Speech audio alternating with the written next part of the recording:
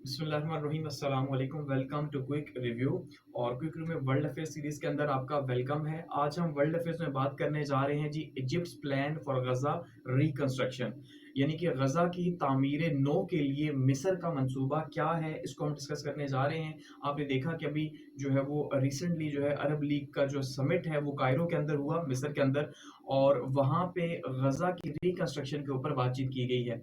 इससे पहले जो एक प्लान दिया गया था वो ट्रम्प साहब की तरफ से दिया गया था, जिसको ट्रम्प प्लान का नाम दिया गया था कि भाई जो डोनाल्ड ट्रम्प साहब हैं वो ये चाह रहे थे कि गजा को वो हासिल करें, यानी अमेरिका हासिल करे, और उसके बाद वहां पे अमेरिका जो है वो कंस्ट्रक्ट करे और वहां से गजा के जो लोग हैं उनको निकाल दिया जाए। इसका मतलब ये था कि भाई वो वहां पे कब्जा करना चाह रहे थे, सीधे अल्फाज में हम अगर समझे तो। लेकिन उसके ऊपर काफी ज्यादा जो है रिबर्टल्स आए और काफी ज्यादा आपने देखा कि खास करके हमने देखा मिडिल ईस्ट से या मुसलमान जो कंट्रीज थे, अरब कंट्रीज थे, उन्होंने जो है वो काफ़ी प्रेशर इस प्लान के ऊपर महसूस किया और उन्होंने कहा कि नहीं भाई ऐसा नहीं हो सकता। ठीक है, तो उसके अगेंस्ट में उन्होंने फिर अरब लीग का इजलास जो है बुलाया है कायरा के अंदर, और वहां पे ये आपको पिक्चर सामने दिखाई दे रही है, ये कायरा का जो है वो अरब लीग का इजलास है। ठीक है, इस इजलास के अंदर ये 4 मार्च को इजलास हुआ और इसके अंदर बातचीत की गई है कि भाई हमें ट्रम्प प्लान जो है वो काबिल कबूल नहीं है, बल्कि हम अपना जो है वो एक अल्टरनेट प्लान देना चाहते हैं, जिसको कायरो प्लान आप कह लें, इजिप्शियन प्लान कह लें, या अरब लीग का प्लान आप कह लें, कि जो इन्होंने देने की कोशिश की है कि हम जो है वो अपना प्लान दे रहे हैं। तो इसमें ये चाह रहे हैं कि भाई हम लोगों को एक तो डिस्प्लेस भी नहीं करेंगे यहाँ से, क्योंकि ट्रम्प ने कहा था हम निकाल देंगे, तो इनका हम डिस्प्लेस नहीं करेंगे, रीजन के अंदर ही रहेंगे और हम इसको रीबिल्ड भी करेंगे दोबारा से। ठीक है, तो इसके ऊपर जो है वो पूरी मीटिंग बैठी है, लेकिन गो के इस प्लान को भी इसराइल और यूएस जो है वो ऑलरेडी रिजेक्ट कर चुका है। तो इस प्लान को देखते हैं किसके क्या जो है उसके अंदर कहा गया। तो 3 पार्ट्स थे इस प्लान के बेसिकली।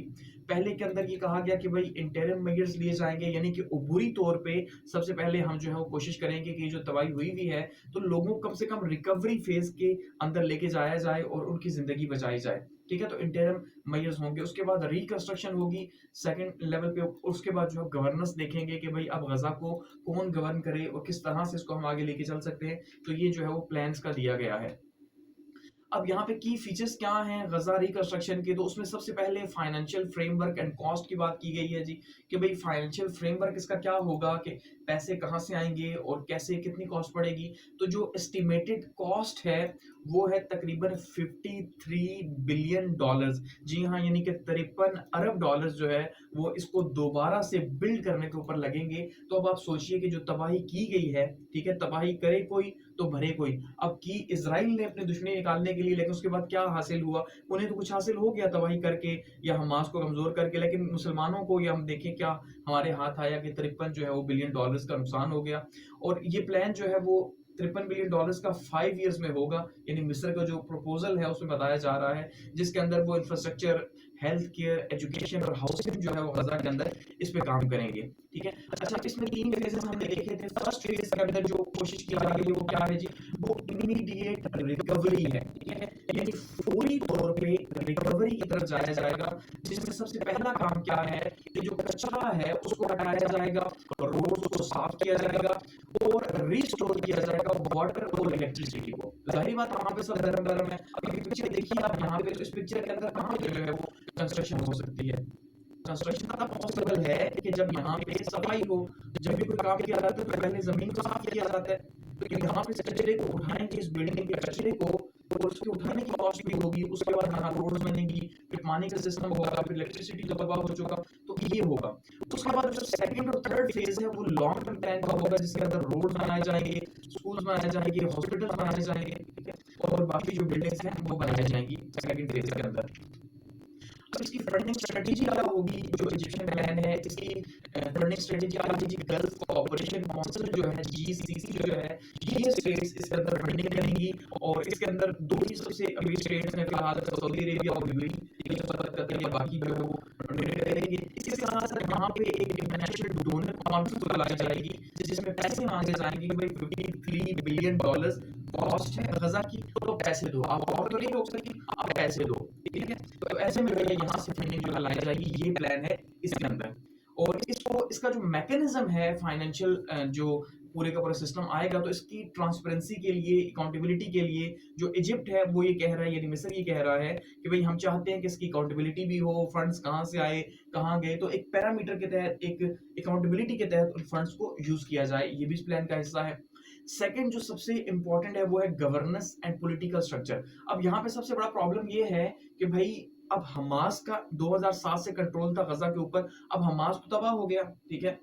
तो अब जब हमास तबाह हो गया या तबाह नहीं भी हुआ, अगर उसको 10-20% उसकी जान बची भी है, तो इसराइल तो इस बहाने पे जो है उसने जंग रोकी है कि आपने हमास को कंट्रोल नहीं देना, तो हमास कंट्रोल नहीं लेगा तो पैलेस्टीनियन अथॉरिटी भी नहीं ले सकती, वो तो वेस्ट बैंक में है, तो फिर क्या किया जाए।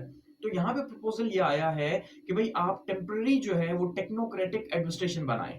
टेक्नोक्रेटिक का मतलब है नॉन इलेक्टेड लोग जो हुकूमत चलाते हैं, ठीक है। तो उन्होंने कहा कि भाई टेक्नोक्रेटिक जो है वो जो लोग हों टेक्नोक्रेट, वो पैलेस्टीनियन अथॉरिटी के हों, यानी फिलिस्तीनी ही हों, और वो जो है वो सिस्टम को चलाएं आर्जी तौर पे, ताकि इसकी रिकंस्ट्रक्शन हो सके, और जिसमें हमास शामिल नहीं होगा, ठीक है। यानी कि जो टेक्नोक्रेटिक सेटअप है, हमास को साइड पे रखा जाएगा, और जो पैलेस्टीनियन अथॉरिटी है उसको भी इसका कंट्रोल नहीं दिया जाएगा। ऐसा नहीं है कि उसको कंट्रोल दे दिया जाए, लेकिन अबूरी तौर पे, ठीक है, इंटरम गवर्नमेंट के अंदर हम उनको जो है वो जगह देंगे और वहां पे वो जगह बनाएं, तो इस तरह से लोगों को जो है वो एड में, उनकी डिस्ट्रीब्यूशन में और सिक्योरिटी कंसर्न्स कम होंगे। ये प्रपोजल दिया गया। अब सिक्योरिटी कंसिडरेशन की बात की जाए तो इस प्लान के अंदर बात की गई है जी कि इंटरनेशनल पीस कीपिंग फोर्सेस जो हैं, जिसमें खास करके यूएन का नाम लिया गया कि जो यूएन है उसको साथ में शामिल किया जाएगा, ठीक है, जो कि मॉनिटर करेगा इस पूरे सिचुएशन को, ये जो पैसे आ रहे हैं इसको, फंडिंग को, तो मॉनिटरिंग का एक सिस्टम होगा जिसके थ्रू जो है वो ट्रांसपेरेंसी लाई जाएगी, ठीक है, और सिक्योरिटी और गवर्नेंस के रिफॉर्म्स लाई जाएंगी, ये है प्रपोजल के अंदर। मजीद इसमें बात की गई कि भाई इंफ्रास्ट्रक्चर के अंदर सोशल सर्विसेज पे फोकस किया जाएगा, जैसे कि हेल्थ एंड एजुकेशन जो है उसको वर्ल्ड बैंक और यूएन की मदद से बिल्ड किया जाएगा, उन इदारों को जो पहले तोड़े गए। हाउसिंग और बेसिक सर्विसेज जो है उसके ऊपर काम किया जाएगा, रिन्यूएबल एनर्जी इनिशिएटिव्स के ऊपर काम किया जाएगा, वाटर और फूड सिक्योरिटी जो है उसके ऊपर काम किया जाएगा, और इकोनॉमिक रिवाइटलाइजेशन के लिए इजिप्ट ने ये कहा है कि भाई जो मीडियम और स्मॉल इंटरप्राइजेस हैं उनको फोकस किया जाएगा, ठीक है, और यहाँ पे जो है बिजनेस बिल्ड किया जाएगा। इसके साथ साथ उन्होंने कहा जी इकोनॉमिक जोन्स हम बनाएंगे जो कि इंडस्ट्री और टेक्नोलॉजी यहाँ पे ग्रोथ करेगी, जिससे जॉब क्रिएशन होगी, ठीक है। अब ये तो इजिप्ट का प्लान है, यानी प्लान 5 सालों पे है, पहली बात तो ये है। दूसरी बात क्या है, $53 बिलियन की कॉस्ट है। तीसरी बात यह है कि यहां से किसी को भी डिस्प्लेस नहीं किया जाएगा, ठीक है। और चौथा पॉइंट क्या है कि यहाँ पे इसके 3 स्टेप्स हैं, स्टेप्स के अकॉर्डिंग इसे फॉलो किया जाएगा। लेकिन अब इसके ऊपर यूएस या इसराइल जो है उसने इस प्लान को रिजेक्ट किया, और उन्हें क्या इश्यू है सबसे पहले तो समझते हैं। देखिए यूएस ये कह रहा है कि कंसर्न्स ओवर हमास रोल, कि अब अगर आप कंस्ट्रक्शन करते हैं इनको यहीं पे रख के लोगों को, तो हमास भी यहीं पे होगा, तो ये कैसे इंश्योर किया जाएगा कि भाई हमास के पास ये दोबारा से कंट्रोल नहीं जाएगा या हमास को इससे फायदा नहीं होगा। तो इनका ये जो प्लान है ये साबित नहीं करता, या इसके अंदर कोई ऐसा प्रपोजल नहीं है जो ये बताए कि हमास को इसमें शामिल नहीं किया जाएगा या उसको बाहर रखा जाएगा। तो ये मुश्किल है कि उनको कैसे गजा से निकाला जाएगा हमास वालों को। दूसरा वो ये कह रहे हैं कि जो टेक्नोक्रेटिक एडमिनिस्ट्रेशन है, ठीक है, अगर ये कंट्रोल करती है पैलेस्टीनियन अथॉरिटी को, तो हमास उसमें जरूर साथ में शामिल होगा, क्योंकि हमास को यहाँ का पता है, ठीक है, तो वो सपोर्ट करेगी हमास को, तो ये उन्हें कबूल नहीं है। यानी इसका मतलब ये है कि वो ये चाह रहे हैं बेसिकली कि भाई पैलेस्टीनियन जो है वो इस रिकंस्ट्रक्शन के को मैनेज ना करें, कंट्रोल ना करें, चाहे उसका कंट्रोल अमेरिका को दे दिया जाए, इसराइल को दे दिया जाए, ठीक है, लेकिन क्योंकि जब ये पैलेस्टीनियन ही करेंगे तो एक्चुअली में हमास फिर वापस आ जाएगी, उनका एक कंसर्न है। दूसरा कह रहे हैं ह्यूमैनिटेरियन और सिक्योरिटी कंसर्न्स क्या हैं, कि भाई जब गजा की जो यहाँ पे ये सारी की सारी डिस्प्लेसमेंट हुई है, तो अब यहाँ पे जब इन लोगों को बसाया जाएगा तो फिर यहाँ से फायदा भी हमास को भी होगा। जाहिर बात है वो अपने आप को ये कैसे कहेगी कि भाई ये जो पैसा है हमास के ऊपर नहीं लग रहा और वो रिकंस्ट्रक्शन नहीं हो रही हमास की, तो ये भी कुछ जो है वो चीजें समझ नहीं आ रही। Political rejection of Palestinian control, America इसके अलावा ये बिल्कुल नहीं चाहता कि पैलेस्टीनियन कंट्रोल हो यहाँ पे, क्योंकि देखिए बेसिकली अब यहाँ पे पैलेस्टीनियन कंट्रोल जो है अथॉरिटी, यानी पैलेस्टीनियन अथॉरिटी जो है उसकी हमास की राइवलरी है, ठीक है। तो इसका मतलब ये है कि वहां पे वो ये समझ रहे हैं कि भाई ये बेहतर नहीं है जब ये आपस में दुश्मनी निकालेंगे, क्योंकि अगर पैलेस्टीनियन कंट्रोल ही होता तो पहले ही होता ना, पहले वहां पे हमास क्यों था। तो ये कैसे हो सकता है कि आप उन्हें यहाँ पे चार्ज दे दें और यहाँ पे हमास उनको तंग ना करे, ऐसा नहीं हो सकता। तो ये प्लान वर्क नहीं करेगा, उनका ये कहना है। नेक्स्ट क्या है जी, फंडिंग एंड इंटरनेशनल सपोर्ट की जो बात की गई कि भाई आप कह रहे हैं $53 बिलियन, तो आपको लगता है कि जो गल्फ स्टेट्स हैं वो $53 बिलियन दे सकती हैं? ऐसा नहीं हो सकता। वो $53 बिलियन अमेरिका की कम से कम मदद के बगैर ये काम नहीं हो सकता, अमेरिका का ये मानना है। तो समझते हैं कि इससे इंटरनेशनल सपोर्ट हासिल नहीं होगी। तो जब इंटरनेशनल सपोर्ट हासिल नहीं होगी तो कैसे ये पॉसिबल है कि भाई वो लॉन्ग टर्म में जो है वो इस काम को कर सके? कि $53 बिलियन को हासिल करना आसान काम थोड़ी है। जैसे पाकिस्तान आपको होता है $6 बिलियन के लिए कितना कुछ करता है, तो बहुत मुश्किल है। तो पॉसिबल फ्यूचर सिनेरियोज क्या हो सकते हैं? अब इसके 3 सिनेरियोज बनते हैं। पहला सिनेरियो तो ये है कि भाई जो हालात जैसे चल रहे हैं, तो इजिप्ट ने जो प्रपोजल दिया वो इसको आगे लेके चले और यूएस की सपोर्ट हासिल किए बिना जो है वो इसको इसके ऊपर अमल करने की कोशिश करे, ठीक है। लेकिन इसमें रिस्क है। रिस्क क्या है इसमें कि इससे इनको इंटरनेशनल बैंकिंग सिस्टम नहीं मिलेगा, इंटरनेशनल फंडिंग सिस्टम नहीं मिलेगा, क्योंकि वर्ल्ड बैंक या आईएमएफ जो है वो कभी भी यूएन की सपोर्ट के बिना यहाँ पे पैसा नहीं लगाएगा। सो इसका मतलब ये है कि जो सिनेरियो 1 है ये पॉसिबल होता दिखाई नहीं दे रहा, ठीक है। अब सिनेरियो 2 है। सिनेरियो 2 क्या है जी? एडजस्ट करे पोजीशन को। कौन करे? यूएस भी एडजस्ट करे और साथ में इजिप्ट भी एडजस्ट करे, कि दोनों कोशिश करें कि जहां पे सरेंडर हो रहा है, जहां पे जो है वो एक दूसरे को कंप्रोमाइज हो रहा है, थोड़ा बहुत कंप्रोमाइज करके तो लोगों का सोचें, ठीक है।